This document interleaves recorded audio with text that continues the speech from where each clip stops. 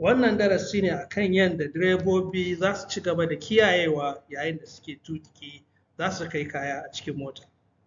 Shi ya sa ma muka mishi suna da cewa tuƙi lafiya da kula da gudun mota. To, a ci gaba da shauraron mu.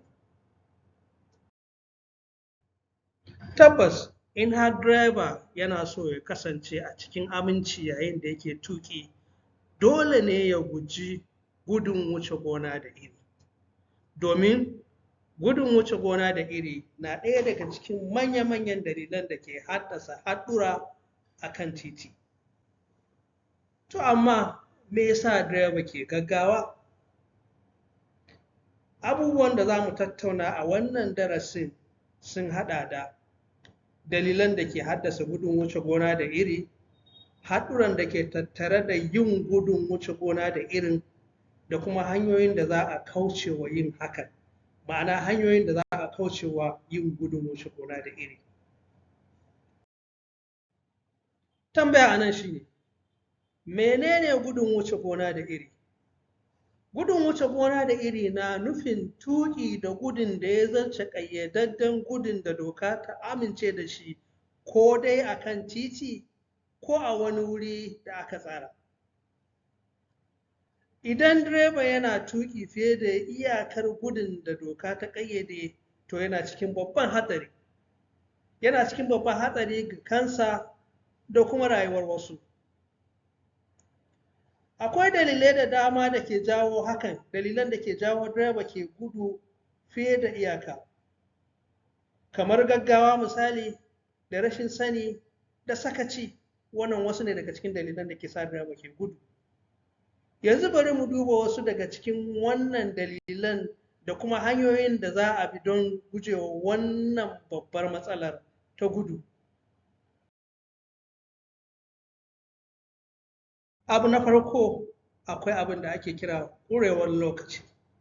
Wannan yanayi ne da direba yana gaggawa domin ya isa gurin da zai kai kaya da wuri, ko kuma matsi daga shugabanni wayanda suka ɗora masa kaya suna so kai kaya da wuri, la'alla ana buƙatar kayan da gaggawa. So wannan zai iya sa direba ya ta falla gudu, wanda wannan gudun kuma yana da haɗari. Wani daga cikin dalilin kuma na biyu shine jin iyawa da isa. Yayin da direba yake jin cewa ya ƙware wajen tuƙi, kuma ya sake wannan ƙwarewar ta shiga jikinsa, zai iya sawa ya ta gudu tunanin cewa ya mallaki hanya, kuma zai iya juya motar duk yanda yake so. So wannan ƙwarewa ta iyawa zai iya sa shi ya ta gudu, kuma wannan yana da cikin hatsari babba. Dalili na uku, rashin sani. Wasu direbobi ba su da cikakken sani game da dokokin hanya, musamman iyakar gudun da aka amince da ita a kowane yanki. Rashin sanin waɗannan ƙa'idodi na iya jawo gudu fiye da ƙima, wanda hakan ke haifar da hatsari cikin sauƙi. Dalili na huɗu, tasirin abokan aiki.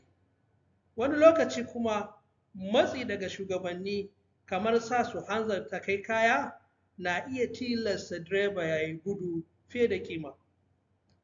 Haka kuma gasa marar amfani tsakanin direbobi, kamar son nuna ƙwarewa ko wucewa juna, na iya kaiwa ga haɗura.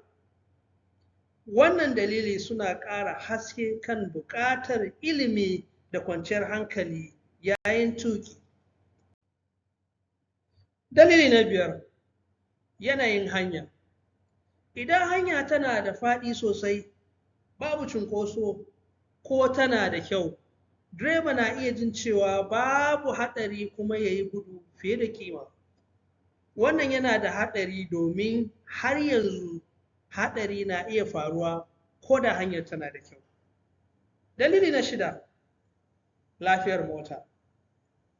In mota tana cikin kyakkyawan yanayi, kamar sabon inji, ingantaccen birki, da dai sauransu, direba zai iya jin kamar yana da cikakken iko da tabbaci akan tuƙi. Wannan jin daɗi zai iya sa shi tuƙi da gudu mai yawa. ba tare da tunanin haɗarin da ke tattare da yin hakan ba.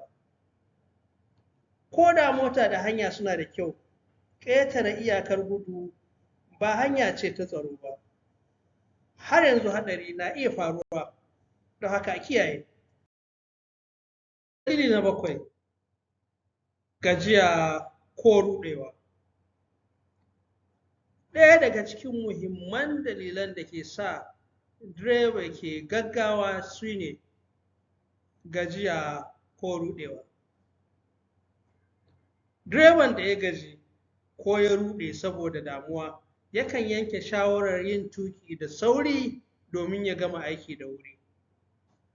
A cikin wannan yanayi, mutum na iya yin sakaci, yanke shawara cikin gaggawa, ko kaucewa matakan tsaro. Duka waɗannan suna iya jawo mummunan haɗari. Tuƙi da gajiya babban haɗari ne. Zai fi kyau direba ya huta, ko da kuwa zai nemi izini gurin shugabanni.